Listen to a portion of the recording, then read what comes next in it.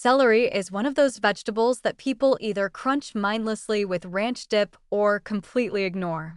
But celery actually contains some interesting compounds that make it worth taking seriously from an anti-inflammatory perspective.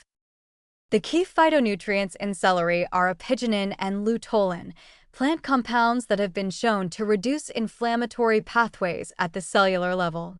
These aren't just antioxidants soaking up free radicals, they're actually influencing how cells signal and respond to inflammatory triggers. There's research suggesting these compounds may help with conditions involving chronic inflammation. Celery is also extremely hydrating. It's about 95% water, which makes it useful for people who struggle to drink enough fluids. That high water content means it's incredibly low in calories while still providing volume and crunch.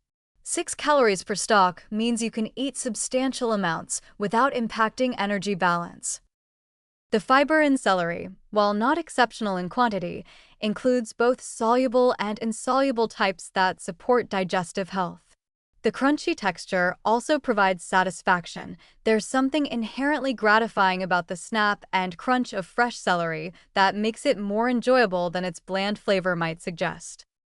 Celery works well in supporting rolls.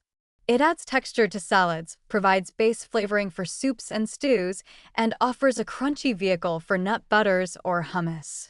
It's also useful juiced, though juicing removes the fiber while concentrating natural sugars and sodium. Speaking of sodium, here's something interesting. Celery contains naturally occurring sodium, about 30 milligrams per stalk. For most people, this is trivial, but it's worth knowing if you're on a very strict low-sodium diet for medical reasons. The sodium is accompanied by potassium, which helps with fluid balance, but the presence of natural sodium surprises many people. Now let's talk about the downsides, because celery has some genuine issues. First, it's consistently on the dirty dozen list of produce with high pesticide residues. The structure of celery, with its long fibers and channels, seems to trap pesticides effectively. If you're eating celery regularly, this is one item where organic makes sense if budget allows. The flavor is also genuinely bland. That characteristic celery taste comes from phthalides, compounds that some people find pleasant and others find off-putting in an almost medicinal way. If you dislike celery flavor, no amount of nutritional information is going to make you enjoy eating it. Celery can also cause oral allergy syndrome in people with pollen allergies. This manifests as itching or tingling in the mouth and throat, and while it's usually mild, it's uncomfortable enough that many people avoid celery even though it's not a true food allergy. There's also a lesser-known issue with psoralens in celery. These compounds increase skin sensitivity to sunlight, and handling large amounts of celery before sun exposure can cause a skin reaction called phytophotodermatitis.